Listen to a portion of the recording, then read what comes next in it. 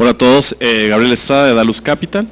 Nosotros somos un fondo de inversión en etapa temprana en compañías de tecnología en toda Latinoamérica y pues nada, estamos muy emocionados de haber coorganizado este evento junto con Promotora Social dentro de sus Impact Days, que seguramente varios de ustedes han tenido la oportunidad de estar en algunos de sus eventos y pues creemos que hoy vamos a tener un panel súper interesante para platicar de Tech for Good, impacto social y ambiental, y después una sesión de networking para que pues podamos desarrollar la conversación platicando entre todos.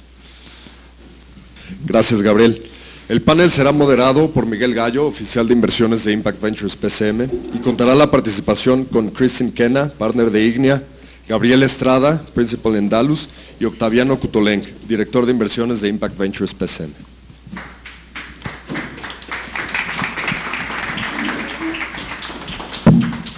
Hola. Buenísimo. Pues bienvenidos todos. Muchas gracias por acompañarnos. Déjenme hacerle una pregunta al público antes de empezar. ¿Quién de aquí viene de startup? ¿Quién es emprendedor o viene de startup? ¿Y quién viene de algún fondo VC? Ahí está. Para que tengamos idea más o menos de cómo está conformado el público. Muchas gracias por acompañarnos y nuevamente les voy a ceder, antes de hacerles la primera pregunta, les voy a ceder el micrófono para que se presenten ustedes y nos hagan un reverse pitch de 30 segundos de cuál es la tesis de su fondo. Entonces, Christine, si quieres empezamos contigo. Perfecto, pues gracias por la invitación de estar con ustedes hoy. Yo soy socia del fondo Ignea. Nosotros fuimos el primer fondo de impacto en México que realmente empezó también con apoyo de Promotora Social México, pero desde 2007. Y hemos tenido una transformación a lo largo de estos años junto con la industria total. Que la misión de Ignea no ha cambiado, a pesar del hecho que lo que como nos ven de afuera sí ha cambiado, que nuestro propósito siempre ha sido el enfocar en apoyar, invertir, acompañar a emprendedores y empresas que están trayendo los mejores servicios motivados por tecnología a la clase media emergente en México y Latinoamérica. Entonces invertimos en emprendedores globales que están trayendo mejores servicios a esta región y nosotros entramos con emprendedores desde etapa seed, llegamos a Serie A y los acompañamos a lo largo de su crecimiento. Gabo. Gracias, Miguel. Bueno, como les contaba un poco, nosotros somos Dalus, un fondo de etapa temprana, invertimos en toda Latinoamérica. Normalmente invertimos desde etapa semilla hasta Serie B. Nuestro enfoque, somos un fondo que invierten en empresas de base tecnológica, pero que tienen alguna forma de impacto, ya sea social o medioambiental, ¿no? Y para ello tenemos tres temáticas. La primera es inclusión, que es todo lo que democratiza acceso a financiamiento, educación, salud. La segunda es innovación climática, soluciones que ayudan a adaptar al cambio climático o mitigar emisiones. Y finalmente, productividad de negocios, ¿no? Todo lo que ayuda desde pymes hasta enterprise a volverse más eficientes. Puede ser software, infraestructura, fintech, etcétera. Y bueno, somos un fondo activo en toda la región, tenemos inversiones en México, Brasil, Colombia, Argentina, Chile, entonces realmente nos vemos como un fondo regional. Buenísimo. ¿Y Octaviano? ¿Qué tal? Buenas tardes, Octaviano Cutolenc. Yo soy responsable del fondo de inversión de impacto de Promotora, llamamos Impact Ventures. Estamos cumpliendo 15 años de haber iniciado lo que es inversión de impacto. Hoy estamos haciendo el deployment del segundo fondo. Este fondo es un fondo nuevo para Latinoamérica, que empezó desde el año anterior, y realmente creo que los cambios versus lo que habíamos hecho anteriormente, lo que no cambia es que nos interesa apoyar a todos aquellos emprendedores que el modelo de negocio le cambie la vida a los más necesitados. Somos bastante amplios en lo que podemos hacer respecto de industria, aunque siempre salud, educación, inclusión financiera acaban teniendo un peso muy importante. Y bueno, ahora tenemos la posibilidad de hacer Latinoamérica y empezamos a hacer deployment desde el año pasado. Y realmente pues muy ilusionados de esta nueva etapa que estamos viviendo. Buenísimo, pues muchas gracias y otra vez bienvenidos a los tres. Gabo, déjame empezar contigo, pero esta es más bien una pregunta para los tres. ¿Y qué tendencias estás viendo en startups e inversionistas, dígase LPs y fondos, en América Latina para generar impacto? Bueno, de manera general, o sea, lo que estamos viendo es hay una ola de LPs que están muy interesados en buscar que los fondos y a la vez las compañías tengan algún impacto.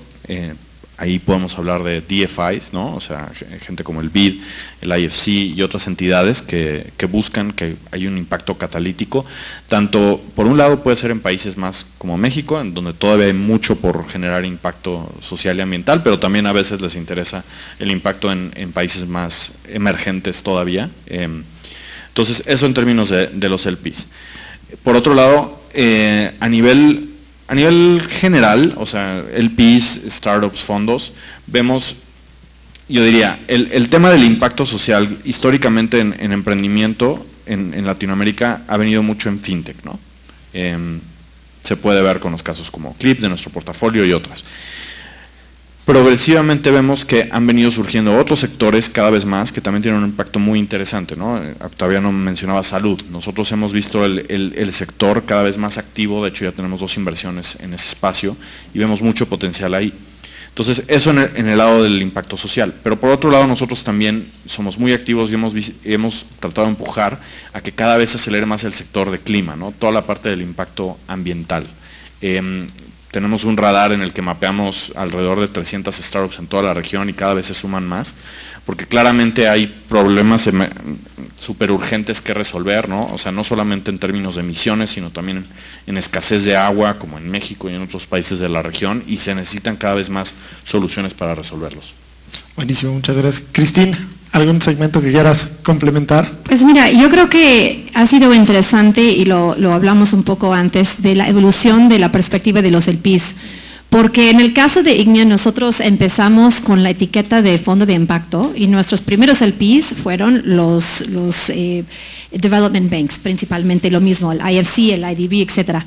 Pero a lo largo del desarrollo de nuestro fondo, de hecho nuestros LPs cambiaron y nuestros LPs dijeron lo que más nos importa son los retornos. Está perfecto que Ignea siga buscando las emprendedoras y emprendedores que están causando un impacto en la región, pero enséñame los retornos primero. Entonces, gran parte de nuestra decisión de quitar esa etiqueta de impacto de nuestra tesis ha sido por petición más bien del mercado, de los que nos daban a nosotros los fondos. Pero nuestra chamba día a día seguía siendo lo mismo. Nosotros buscamos siempre grandes problemáticas, o sea, buscamos las Blue Ocean Market Opportunities, donde hay grandes problemas que existen con el consumidor final principalmente en México y Latinoamérica, y buscamos invertir en las empresas que están utilizando tecnología para resolver ese problema. Eso para nosotros, casi todas las empresas de nuestro portafolio tienen un impacto y siempre lo medimos. Lo que ha ido evolucionando es la manera que hagamos esas mediciones y el tiempo que se requiere y el tiempo que nosotros requerimos de nuestros emprendedores que se tienen que dedicar para medir esos impactos. Entonces, por eso es por un lado. Entonces, hoy en día nuestros LPs ya son más enfocados en retorno financiero. Ahora, la segunda parte de tu pregunta es, ¿qué vemos en tendencias ahorita de inversiones? Por definición, somos un fondo con enfoque, especialidad en una región, pero es muy difícil y creo que hay muy pocos fondos hoy en día que tienen un enfoque en un vertical. Hay algunos que están como QED o Quona o algo que dicen FinTech, eso es mi enfoque. Pero yo creo que, en mi opinión, para México y Latinoamérica estamos todavía en pañales, teniendo especialidades como Climate Tech. Y o sea, es increíble que sacan en su mapa radar de Climate Tech para Latinoamérica, pero todavía son 300 empresas. O sea, ahí va. Entonces, de lo que yo estoy viendo, todavía es un poco de todo. Mucho FinTech, a pesar del hecho que muchos han dicho que FinTech ya pasó, ya pasamos la ola de FinTech.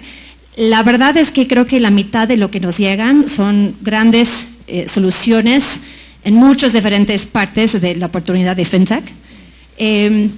Y ahora tocamos el tema de AI, pero todos dicen, oye, invertimos en AI. Hoy en día lo que veo es cada empresa que vemos tiene que tener una respuesta de cómo están incorporando AI, no que es una empresa de AI. Más bien, entonces yo diría que tampoco no es un vertical donde nos enfoquemos, pero todo tiene algo que ver. Con eso arrancamos. Buenísimo. Y Octaviano, además de la pregunta de las tendencias que vemos, yo creo que con todo esto que menciona Cristín, la parte fintech ¿Qué hablamos en fintech? Inclusión financiera para personas, para empresas. ¿Cómo lo estás viendo tú desde esta perspectiva, ¿no? Bueno, quizá un poco empezaría que quizá la perspectiva nuestra es una perspectiva de hace año y medio, que de pronto abrimos la tesis a más sectores, abrimos la tesis a Latinoamérica y abrimos la tesis a una etapa distinta que es Serie A, cuando antes habíamos hecho series más early. Entonces de pronto diría que el pipeline para nosotros se vuelve mucho más amplio que el que había sido anteriormente. Y un ejercicio que hicimos también, que nosotros tenemos la posibilidad de invertir también como LP estratégico en otros fondos. Entonces también un ejercicio que hicimos fue, bueno, pues qué está pasando en la región, qué tantos fondos están levantando dinero, cuáles son sus tesis. Y creo que un tema que vimos, bueno, primeramente, qué bueno que haya muchos fondos mexicanos que estén ya en su segundo o tercer levantamiento de fondo y en forma muy exitosa. Y nosotros quizá lo que buscábamos era, con todos esos fondos que hay muy buenas oportunidades, bueno, tenemos que encontrar algo que nos llame la atención a nosotros y para nosotros obviamente es importante el tema del impacto. Entonces, creo que estábamos buscando, oye, ¿qué tanta posibilidad hay que tengamos aliados que nos ayuden a generar nuevo pipeline, nuevas oportunidades en la región sobre todo, y en sectores a lo mejor que no hemos estado? Pero creo que se vuelve importante el que encontremos un alineamiento de impacto. Entonces, por eso luego hablaremos un poco de eso. De qué manera se venden los fondos, qué mensajes dan, qué tan importante es el impacto. Entonces, para nosotros sigue siendo muy importante y de ahí que queremos aliados que hablen un poco ese mismo idioma, sobre todo cuando hables de temas sociales. Y de nuevas tendencias, yo te diría que para nosotros, por lo menos un tema que empezamos a ver más activamente es el tema de AgTech y FoodTech, que quizá parecía que México estaba un poco subrepresentado y que a lo mejor está pegando abajo del tamaño que tiene. Y entonces hemos buscado un poco alianzas pues, con fondos argentinos, brasileños que están viniendo a México, y yo creo que a tratar de enseñarnos un poco cómo están estos sectores que están más avanzados en esos países y que de pronto acá creo que tenemos que ayudar a desarrollar mucho más el ecosistema. Esa tendencia nos gusta, creemos que hay mucha pobreza en el sector, creemos que hay mucho empleo, creemos que hay mucho desarrollo económico, todos esos sectores nos interesan. En sectores yo te diría que estamos viendo todo, hay mucho EdTech, hay mucho de salud, hay mucho de FinTech, y obviamente en estos nuevos sectores.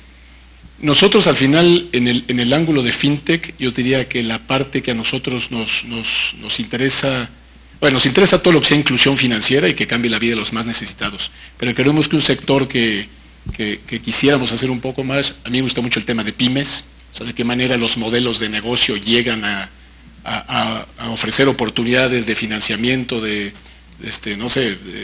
oportunidades de mejorar también la inclusión de las pymes. Ese me parece que cambia mucho vidas, más allá de todos los esfuerzos que ya se hacen en P2C, ¿no? Buenísimo, muchísimas gracias. Cristín, déjame regresar contigo. Ahorita nos comentabas este pivoteo, por así decirlo, en el marketing, por lo menos, que hizo Ignea decir, somos un fondo de impacto, allá no somos un fondo de impacto, ¿no? O sea, tienes los retornos primero porque es lo que te piden tus inversionistas, es lo que te está pidiendo el mercado. Pero ¿cómo le haces para equilibrar esa búsqueda de beneficios financieros con el objetivo de generar un impacto positivo, ¿no? Finalmente, todos los que invertimos aquí en empresas es porque sabemos que al invertir en empresas desarrollas algo positivo para la sociedad, ¿no? Yeah. Pues yo creo que viene con el principio fundamental que para que tengamos un cambio radical o la generación de una nueva industria, que es nuestra aspiración en todas las empresas donde invertimos, necesitamos tener los incentivos alineados. Y lo que vimos cuando cambiamos nuestra etiqueta de fondo de impacto a un fondo enfocado en retornos, la calidad de los emprendedores cambiaron. Y creo que fue un cambio, un shift muy importante. Porque antes nos llegaban la mitad de la gente que se acercaban con nosotros, no tenían modelos de negocios que podían realmente escalar. Se mezclaba mucho entre esto de soy un non-profit, que tiene muchísimo impacto, pero poca probabilidad de éxito de escalar. En el momento que quitamos esa etiqueta, empezaron a llegar realmente los world class founders. Y algo curioso, que cuando hablamos con estos founders, que casi todos, que ha sido una evolución, son repeat founders, que no es su primera vuelta, pero sino están emprendiendo ya por la segunda, tercera, cuarta vez, tienen acceso a todo el capital del mundo. ¿Por qué quieren nuestro capital?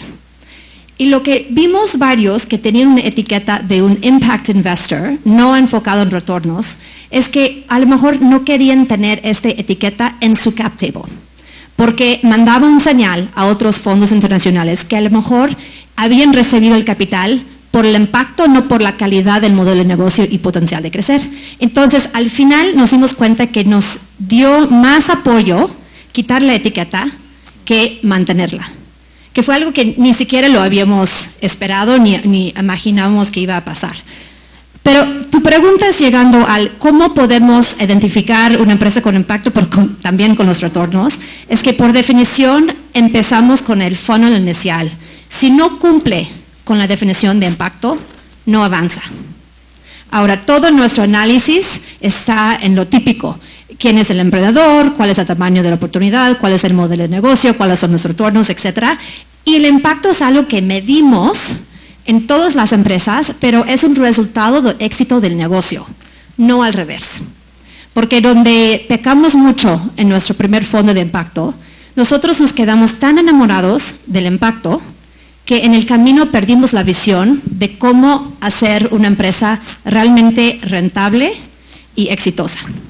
Y esos eran nuestros primeros cicatrices y aprendizajes, que tenemos que, no importa lo bueno que sea, si no sobrevive, no vale de nada.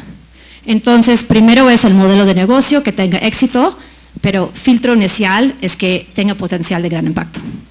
Muchas gracias. Y déjame tomar lo último que decía Cristín, Gabo, para pasarme contigo, y es medir impacto, ¿no? O sea, ¿qué papel juegan las métricas de impacto? Digo, a lo mejor la pregunta es del millón, es ¿cómo mides ese impacto en la evaluación y monitoreo de proyectos tecnológicos con este enfoque en mejorar con un impacto social o con un impacto ambiental? ¿Cómo lo están midiendo? ¿Cómo lo están, ahora sí que, poniendo en la balanza ustedes? Sí, a ver, nosotros somos, siguiendo un poco lo que dice Cristín, somos un fondo returns first, pero que también buscamos el impacto, ¿no? Entonces es una dualidad que hay que buscar mantener siempre ese balance. Entonces, cuando analizamos una compañía, definitivamente nos fijamos que haya una oportunidad de mercado suficientemente interesante, que el equipo sea top, ¿no? O sea, pueden ser second time founders o gente con muy buena experiencia y capacidad para ejecutar, etcétera, ¿no? O sea, todas las características específicas de la startup típica. Entonces, nos fijamos en las métricas financieras, pero sí nos fijamos también que haya ya una trazabilidad de métricas de impacto y o sea, un path hacia poder medir eso hacia adelante en ese negocio.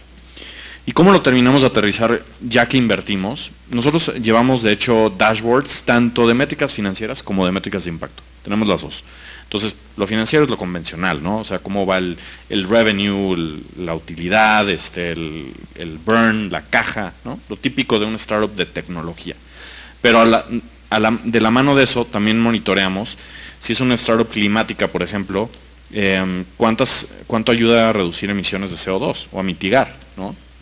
Por decir algo, que no es el caso de todas las startups de clima, porque hay startups de clima que no mitigan o capturan CO2, sino que lo que hacen es, por ejemplo, ayudan a evitar el desperdicio de plástico o ayudan a ahorrar agua. Entonces, es un proceso en el que medimos y definimos específicamente con cada compañía cuál es esa métrica o métricas clave que van a ayudar de la mano con las métricas financieras, identificar el impacto ambiental o social, ¿no? Si es una fintech, temas típicos de inclusión financiera, si es una startup de salud, pacientes atendidos. Entonces, es un proceso en donde con las compañías, de la mano con ellos, lo definimos. Buenísimo. Gabo, ahorita hablas de la mano con ellos, y eso me lleva contigo, Octaviano, de cómo estamos evaluando y colaborando en Promotora con los emprendedores sociales para asegurarnos que tanto el modelo de negocio como las soluciones tecnológicas que está desarrollando el emprendedor sean accesibles y beneficien directamente a las comunidades menos favorecidas, ¿no? O sea, ¿cómo estamos llevando el foco de nuestra tesis a esa parte? Mira, yo creo que hemos visto cosas muy interesantes, porque si me preguntaras lo que fue nuestro primer fondo, creo que tenemos muchos emprendedores que venían de modelos mucho más tradicionales, ¿no? Quizá más brick and mortar, la tecnología no estaba tan presente. Y creo que la evolución lo que nos ha dejado ver es que aquellos que tenían esos modelos, pues no se han podido quedar atrás en la adopción de la tecnología. O sea, tenemos casos súper interesantes. El otro día, los amigos de Someone Somewhere, por ejemplo, que están en el mundo textil, en el mundo de trabajando con mujeres, en comunidades textiles. Al final decías, bueno, estos señores, ¿qué están haciendo en este frente? Pues de pronto el tema de la inteligencia artificial, el tema de poder diseñar con el apoyo de la tecnología, crear nuevas imágenes, crear nuevos modelos, pues pasaron de hacer 10 diseños al mes a poder hacer 5,000 diseños al mes.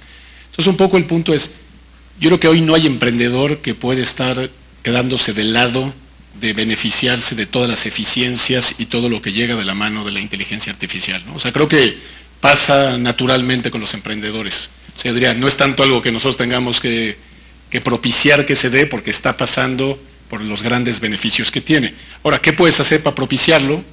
Yo diría, bueno, pues sin duda las discusiones a nivel de consejo y a nivel de empujar el que se contraste, el que se haga benchmarking, oye, ¿cómo estás haciendo esto? Oye, ¿por qué no volteas a ver cómo lo están haciendo otros para tratar de que haya adopción quizá de nuevas tecnologías? Creo que eso se puede hacer, el apoyar con recursos financieros, es decir, creo que no nos necesitan estrictamente para que nosotros seamos el que le abramos los ojos. Yo lo que diría es, hoy los ojos están suficientemente abiertos y vemos que en los modelos tradicionales como en los modelos que están naciendo ya aprovechando estas tecnologías, pues ya está embebido pues, en todo su quehacer. Entonces creo que, no diría que no sea una responsabilidad nuestra, pero creo que la veo más como de apoyo, de impulso, de contraste, más que el que estemos tomando a lo mejor un rol muy protagónico alrededor del tema, ¿no?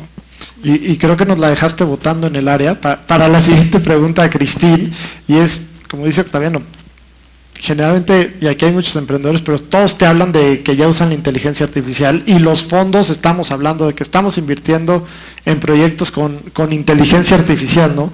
Pero, ¿qué enfoque están usando ustedes, Cristín, para seleccionar esos proyectos y ese componente de inteligencia artificial en las soluciones que les pichan? Lo que ha sido un cambio muy radical ha sido, en vez de preguntar qué haces, o sea, qué es inteligencia artificial, sino cómo está mejorando tu producto, servicios, plataforma, tecnología, inteligencia artificial. Entonces, nosotros hemos visto en todas las empresas que lo empiezan a utilizar ahorros muy importantes en costos de administración, atención, servicio al cliente. Mejores maneras de hacer modelos de evaluación de riesgos para un crédito. Tenemos tantos ejemplos que en pocos meses ya hacen un producto quizás con unit economics negativos, se voltean y sean positivos. La otra cosa es que antes se pensaba que necesitabas contratar un equipo muy experimentado, ingenieros con muchísima experiencia en el desarrollo de inteligencia artificial, cuando hoy en día yo creo que te das cuenta que pueden aplicar inteligencia artificial sin tener que contratar a esas personas, que la verdad es el talento más difícil de conseguir y más caro en este momento. Entonces, más bien nosotros tratamos de conectar a los emprendedores que están teniendo éxito de implementándolo con los que están apenas aprendiendo, y creo que es un tema de semanas que pueden empezar a cambiar sus propios procesos internos. Medio escondido mencionas algo de fricciones que podría ser, y me gustaría hacer una profundización contigo, Gabo, está la inteligencia artificial, ¿no? Y están los miedos irrazonables de que los robots nos van a quitar el trabajo absolutamente a todos. ¿Ustedes cómo lo están viendo? ¿Qué feeling han tenido entre sus emprendedores, entre sus inversionistas, de qué tanto puede desplazar la inteligencia artificial al trabajo humano? ¿Qué tanto es una herramienta que va a acelerar procesos? Un poco, ¿cómo está tocando ese punto con ustedes? Sí, o sea, yo creo que el primer punto es que, como mencionan, o sea, el impacto de ella yo creo que es transversal. O sea, lo vemos en tanto compañías que ya tenemos en el portafolio como nuevas compañías que estamos viendo. Algunas lo ponen como la clave de su ADN, pero yo creo que en general las startups deben estarla utilizando de una forma u otra para eficientar procesos, para ser más precisas, etcétera. Ahora, ¿cuáles riesgos hay? A ver, definitivamente, y creo que no es ajeno a nadie en este panel, es va a haber cierto nivel de desplazamiento laboral. O sea, es parte del proceso de adaptación. Hay trabajos que por la naturaleza de lo que está generando AI cada vez se van a volver menos necesarias personas que lo hagan porque te está automatizando la tecnología, así como se experimentó, no sé, en la revolución industrial, en otras fases de la historia. Entonces, creo que ahí es donde está la oportunidad también para plataformas y soluciones que ayuden en ese proceso de adaptación y cambio. O sea, yo creo que en educación, en EdTech, tiene que haber soluciones que ayuden a que personas que trabajan en industrias actualmente, que van a transformarse o disrumpirse, puedan cambiar su trabajo, ¿no? Usar sus habilidades para reposicionarse en otras industrias y seguir teniendo carreras profesionales exitosas. Entonces, yo creo que la tecnología y AI también tiene que utilizarse para ayudar a esa readaptación. ¿Sabes lo que a mí me preocupa más que todo? Estamos creando, por definición, una brecha de acceso. Lo vimos con acceso a Internet en su momento. Las comunidades que no tenían acceso a cierta velocidad se quedaban atrás. Lo mismo lo vamos a ver pasar ahorita con AI. Las personas que no saben utilizar las herramientas de AI o no los están incorporando en su día a día se quedan atrás. Las empresas que no tienen los recursos para implementarlo se van a quedar atrás.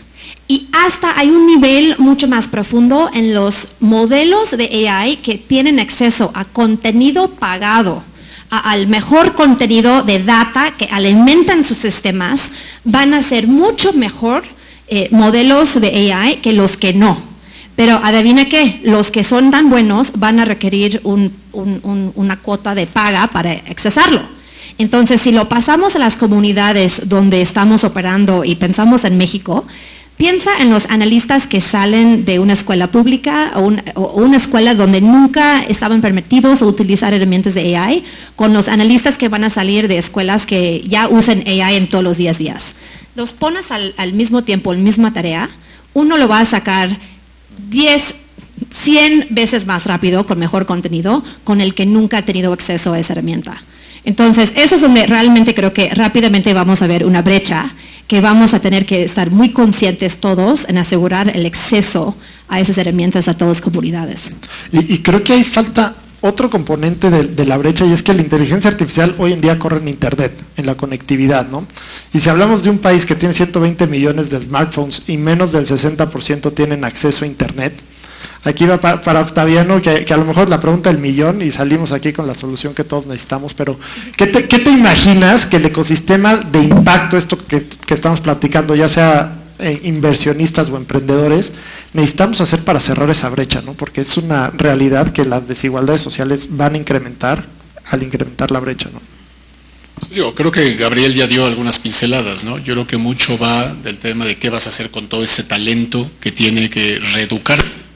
Entonces yo creo que una de las grandes preocupaciones, y nosotros estamos viendo algunos emprendimientos en ese sentido, es, yo creo que hoy el tema de capacitación laboral se vuelve brutalmente importante, ¿no? O sea, yo creo que qué bueno que las empresas tengan acceso a eficiencia de procesos, eso te va a desplazar gente de ciertas áreas y te da la posibilidad de contratar más gente en otras áreas. Yo creo que a lo mejor en neto dirías, pues las empresas van a echar en un lado, pero van a tener que contratar en otro. Y al final yo creo que se vuelve, oye, ¿cómo hacemos que personas puedan volver a reintegrarse al mundo laboral? Y entonces creo que va muchísimo, yo creo que la inversión en temas de educación y en temas de capacitación, para mí ese se me hace que es así como muy fundamental, que ya lo comentó Gabriel.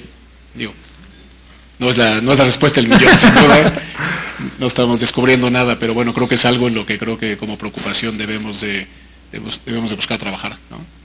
Buenísimo. Y antes de abrir, ahora sí que preguntas del público, una última pregunta para cada uno es, si tuvieras que escoger una sola vertical, o sea, estamos hablando de que los fondos traen diferentes verticales, pero si en lo personal tuvieran que escoger una sola vertical que genera este impacto positivo para la sociedad en el día de hoy, ¿cuál sería y por qué? Y si quieres ahora arrancamos contigo, Octaviano. Me gusta que me digas que es solo una, porque creo que es difícil tener ese enfoque. Digo, al final, y es un poco filosofía de la casa, ¿no? Todo lo que cambie la vida desde la primera infancia, creemos que tiene un impacto brutal. Entonces te diría, la primera infancia obviamente no es solo salud, sino es educación, pero yo diría que quizás si hubiera que enfocarse en algo, a mí me parecería que la primera infancia es un lugar en el cual hay que hacer mucho más, porque allí es donde se gestan pues los adultos futuros integrados, profesionales, satisfechos, etcétera, ¿no? Me encanta la respuesta porque somos conversionistas en una empresa enfocada en ese área, justamente. De hecho, es buenísimo estar con otros inversionistas porque también tenemos otros inversiones en conjunto que tienen gran impacto y lo mejor es compartir buenas perspectivas e ideas en ese segmento. Entonces, creo que la pregunta es muy mala. Porque no se puede decir una cosa que realmente tenga impacto, pero aparte de esto de primera infancia, que sin duda es, yo creo que, sobre todo pensando en México y Latinoamérica, cualquier impacto en los SMEs, lo que dijiste antes, que es tan importante el motor económico de nuestro país y de la región, realmente proviene de estos emprendedores que están creando la mayoría de las empresas y emprendimientos y empleos que existen en ese país.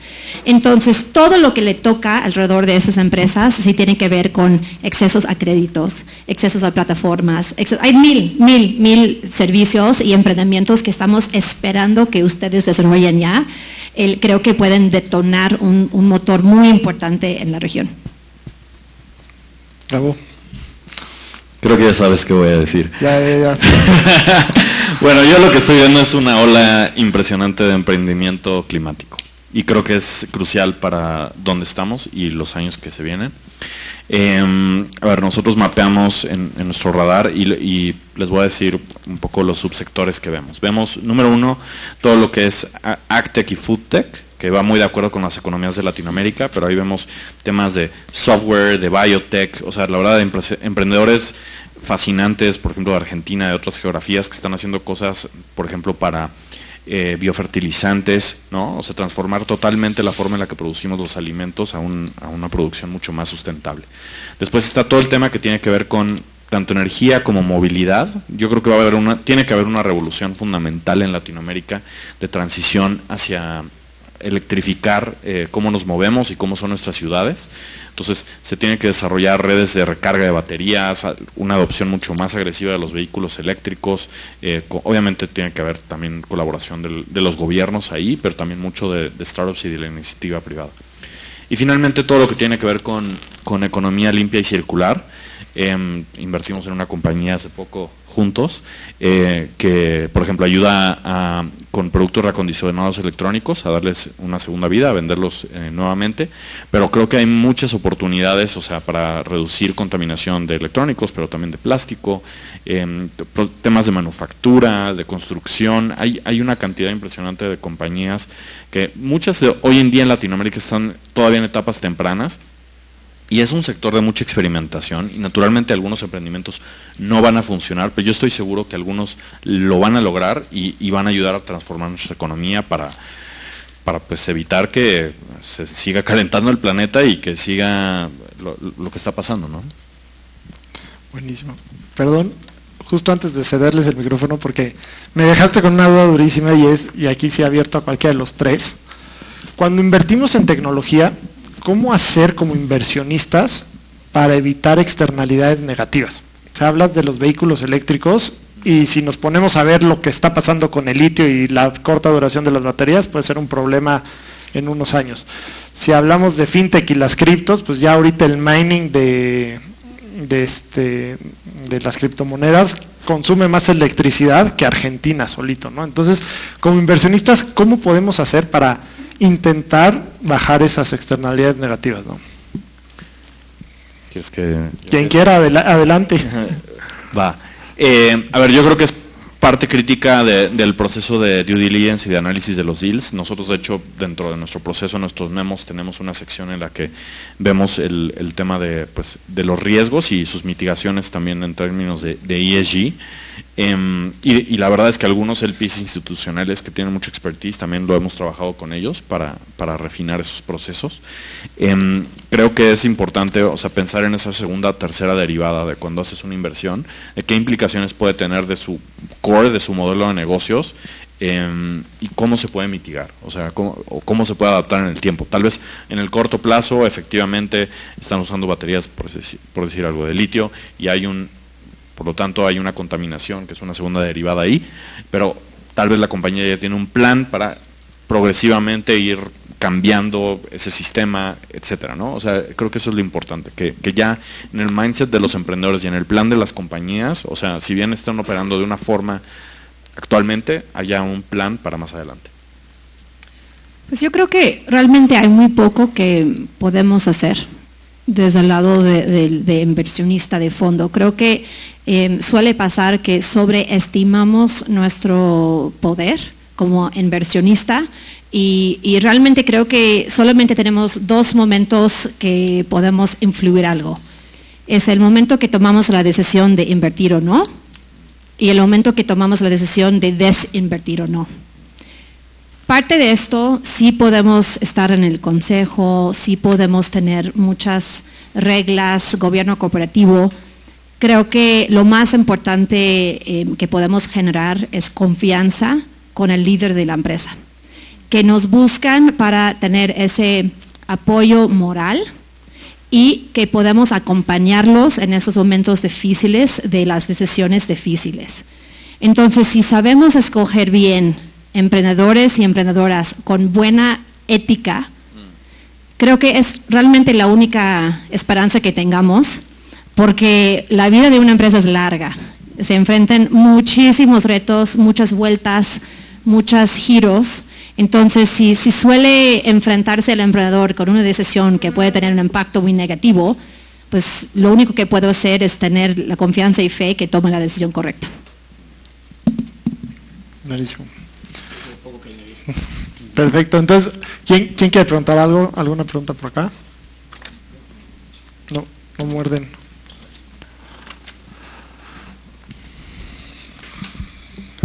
Hola, gracias. Pedro Gallego de Biguala. Digo, nada más un poco de curiosidad de lo que hablaron de la inteligencia artificial y de cómo puede mejorar los procesos de atención al cliente y cómo cambian los unit economics. Si es en específico algún tipo de inteligencia artificial o hablamos más como de chatbots, como de LLMs o machine learning o no sé, alguno en especial. Pues mira, algo muy básico, puede ser un ejemplo con, nosotros invertimos en una empresa en España que se llama Piper. Esta empresa utiliza inteligencia artificial para automatizar los procesos de venta, para hacerlo automático todo lo que es su CRM, su proceso de venta. Entonces, ellos lo han utilizado de ciertas formas. Imagínate, has usado cosas como Read AI o Order. Hay muchas que tienes una llamada de Zoom y traslada todo automáticamente. Entonces, esta empresa utiliza N1000 de estos que toma la conversación que tiene una persona de venta y lo mete automáticamente en un sistema CRM como un Salesforce o un HubSpot. ¿Okay? Es algo que utiliza toda la tecnología que existe y lo mete en un sistema. Ahora, ¿cuál es el impacto? Utilizando el sistema de Piper, otra empresa en nuestro portafolio, Worky, que es una empresa aquí basada en México, que tienen un proceso de venta porque su producto vende a empresas el sistema de RH, para hacerlo simple. En Worky dijeron que han ahorrado hasta 50% de tiempo de su equipo de ventas utilizando el sistema de Piper. Entonces, deja que le estén tecleando, llenando todos los formatos y después que cuelguen la llamada con un cliente, automáticamente esté todo y sus next steps. Es un ejemplo. Acá atrás.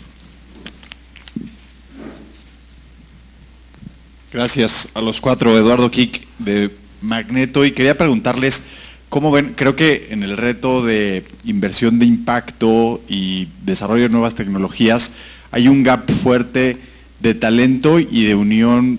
O sea, mi impresión, y me gustaría esta perspectiva de ustedes fondos, Latinoamérica sin duda ha crecido, pero todavía estamos lejos de que la academia, el desarrollo de talento, sobre todo en temas de Deep Tech, esté al nivel, o sea, si estamos pensando en startups climáticas que tienes que desarrollar, pues sí, temas de Deep Tech, hardware, ¿cómo ven ese gap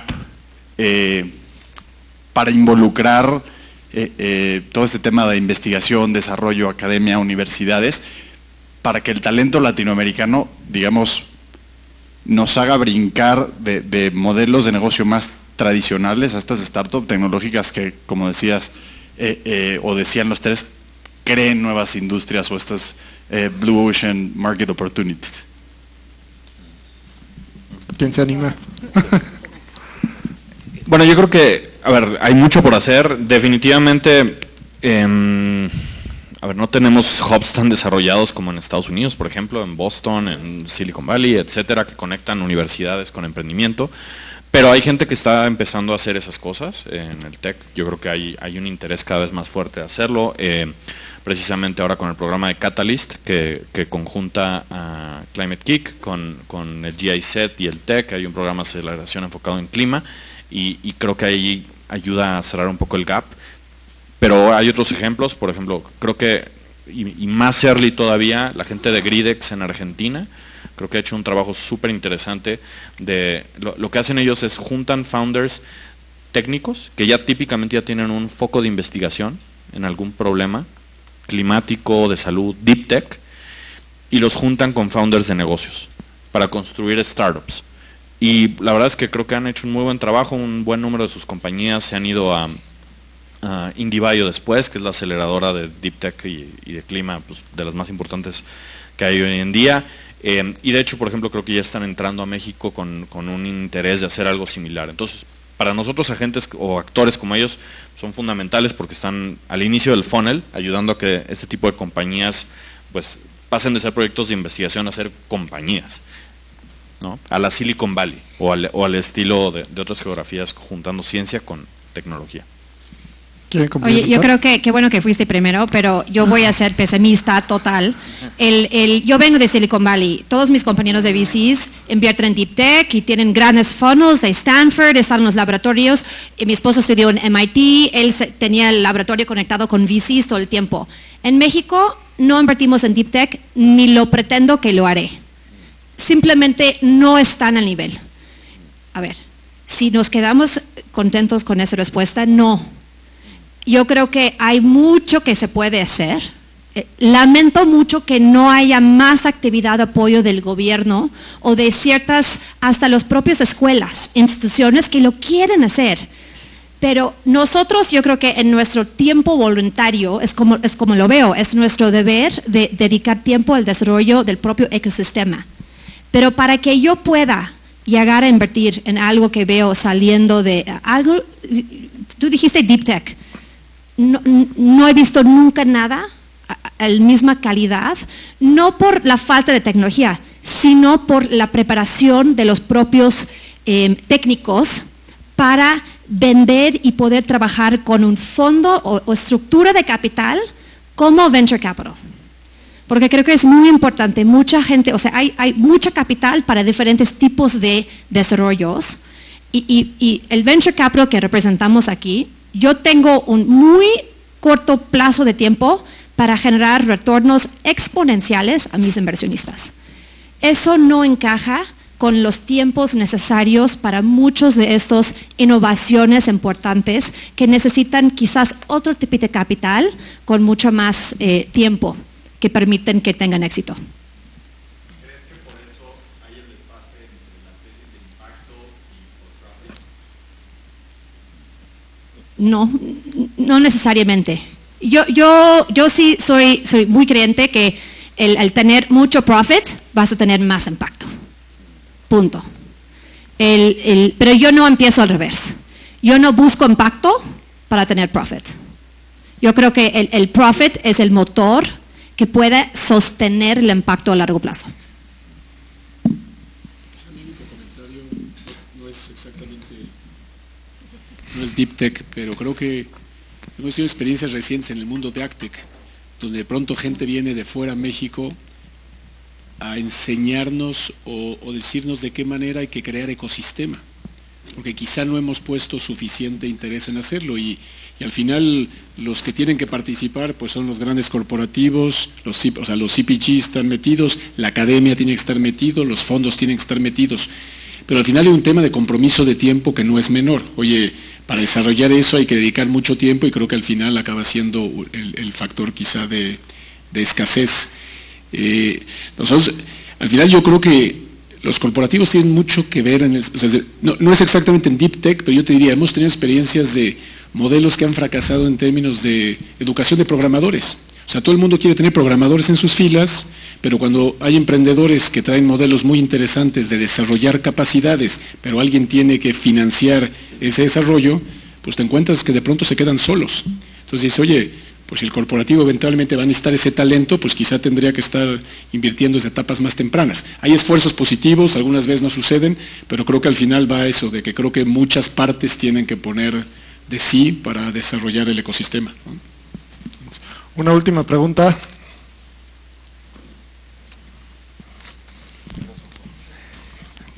Pregunta, ¿han visto algo que desde la tecnología contribuya a erradicar un poco la corrupción en países en América Latina?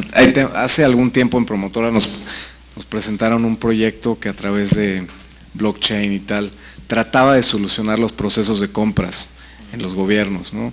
Y esto, ¿han visto algo así para mejorar estos temas en América Latina? ¿De casualidad? ¿O no existe? Ojalá, y enséñamelo. Okay. No, la verdad no he visto nada. No he visto nada con ese propósito, en fin. Yo sí creo mucho por ejemplo, vemos México tiene la tasa de fraude más alto del mundo en transacciones de pagos. Entonces, entre más tecnología, mejor eficiencia y mejor información, ojalá que podamos bajar mínimo ese tipo de fraude, por ejemplo.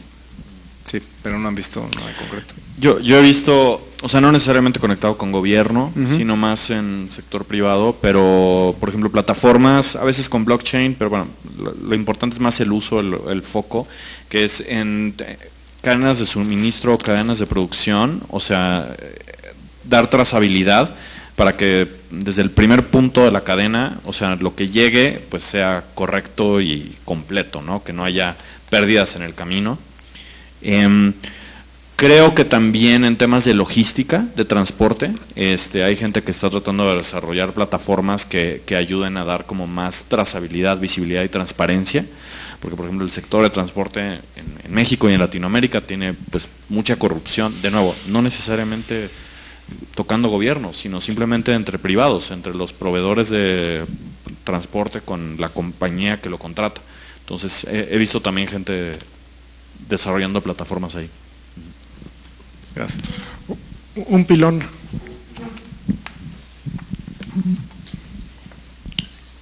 Gracias. Una pregunta, bueno, se ha hablado mucho del impacto y es evidente que invierten en empresas que generan impacto, pero ¿cómo lo miden? Y excepto Octaviano, que ya me sé la respuesta, pero ¿cómo miden el impacto, ya sea ustedes como portafolio o las empresas de su portafolio? Bueno, yo doy una respuesta, porque en Ignea, primer fondo de impacto, medimos 20,000 métricas que fueron completamente, yo creo que ineficientes, porque el emprendedor no lo veían con valor esas métricas. Entonces, en el segundo fondo, cambiamos el enfoque y dijimos, oye, emprendedor, ¿cuáles son tus KPIs más críticos para tu negocio? Y seleccionamos una métrica, que era la métrica de impacto, y que, por ejemplo, puede ser fáciles en Kinedu, número de familias que han utilizado la plataforma. Entonces, por implicación, ellos mejoran su educación. Otra métrica, número de préstamos colocados, eso es muy fácil. Pero una métrica, y esa métrica, que sea una métrica básica para el emprendedor, siempre fue fácil de medir y siempre fue top of mind. Sabíamos por cada semana el impacto que estaba generando. Entonces fue un cambio radical. Mides una cosa muy bien, que todos podemos saber el impacto en el portafolio en el instante. Buenísimo, gracias. Nosotros, bueno, tenemos primero unas métricas en todo el portafolio que medimos de forma estándar. Por ejemplo, métricas de empleabilidad, número de empleados en las compañías, métricas de género, porcentaje de mujeres en la base laboral, pero también en el management, en los boards. Entonces esas son estándar en todo el portafolio. Y después lo que mencionaba hace rato, las que definimos que son como más métricas específicas de cada compañía, un poco en línea con lo que dice Christine, ¿no? O sea, en nuestro caso pueden ser, no sé, métricas de inclusión financiera, métricas climáticas, dependiendo del negocio. Oye, creo que deberíamos nada más tocar el tema que siempre es the elephant in the room, sobre la etiqueta de ESG, porque ahora lo que fue impacto se ha evolucionando a ESG, medición de género, son miles como subcategorías de impacto. Y algo interesante del ESG, mínimo mi perspectiva en esto, muchos fondos estamos o recibimos la petición de nuestros inversionistas de reportar en una, pues hay muchas plataformas, pero con una métrica o un dashboard de ESG, que es el Environmental Impact, el Social Impact, and then the Governance Impact. Yo creo que es importantísimo quitar la etiqueta de esto, y la razón por qué nosotros hablamos de ESG y medimos estas métricas de ESG en nuestro portafolio es porque generan mejores retornos. Es súper comprobado que, nada más un ejemplo de ESG, entre más opiniones diversas alrededor de una mesa, mejores decisiones toma una empresa, por ejemplo. Entonces, ¿cómo podemos nosotros coachear o ayudar a los emprendedores mejorar la diversidad de sus propios equipos? Eso va a impactar los retornos de nuestra propia inversión, por ejemplo. Entonces, creo que hay que quitar la etiqueta de ESG o impacto y darnos cuenta que todas estas recomendaciones o cambios tienen un fin, que es que la empresa sea más exitosa y los equipos mucho mejores, viendo y tratando de implementar los cambios necesarios que luego tendrían mejores resultados en la métrica de ESG. La métrica es un resultado de, no es el propósito o enfoque de nuestro trabajo. De acuerdo. Pues muchísimas gracias, Christine, Gabo, Octaviano. Gracias a todos por acompañarnos.